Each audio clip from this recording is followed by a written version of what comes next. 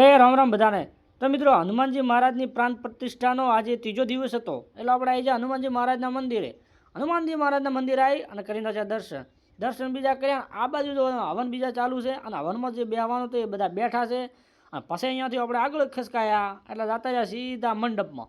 જેવા મંડપમાં આવ્યા એટલે આપણે ઓહો ઢાળી ઢાળી હવા આવતી હતી અને આ બધા બેઠા, કારણ કે કુલર ચાલુ છે, ઢાળી હવા તો આવવાની જ છે। અને આ બધા બેઠા બેઠા કથામાં પડે છે અને આ બાજુ તો હનુમાનજી મહારાજની કથા વાંચવાનું ચાલુ છે। આ બાજુ કેવરદાસજી મહારાજ બેઠા છે અને આ બાજુ બધા ખુરશીમાં મહાસંતો બેઠા છે। આપણે પણ મસ્ત આપણે સીટ લઈ અને કુલર આગળ મસ્ત એવા બેસી ગયા છે મજાના।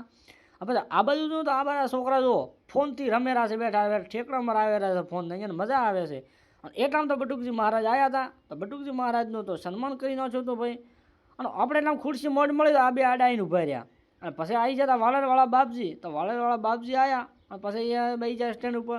અને એટલા આમ તો આપણે એલઈડી દેખાણા, ઓહો આ દેખાણા છે એમ હું તો વિચારમાં પડ્યો, પણ પછી આ ભાઈ ઉભો ઉભો મને ઝૂમ કરેલો છે। અને પછી શું, અને એટલામાં તો પછી નાના છોકરા હનુમાનજી બનીને આવી ગયા છે ભાઈ। અને પછી આરતીનો ટાઈમ થઈ ગયો અને આરતી બધા આરતીમાં ઊભા થઈ ગયા। આરતી બીજી ગાઈ નથી હતી અને આરતી ગાઈ અને પછી કથાનો પણ સમય પૂરો થયો હતો, એટલે બધા વસ્તી ઘરે અડવા માંડી હતી। આપણે અહીંયાથી ઘરે જવાનું તો રવાના, એટલે આપણે થઈ ગયા બારે। અને એટલામાં તો બારે બાઇક હતું ગુલ્ફિયાવાળાનું, અને આપણે પછી ઘરે થઈ ગયા રવાના ભાઈ।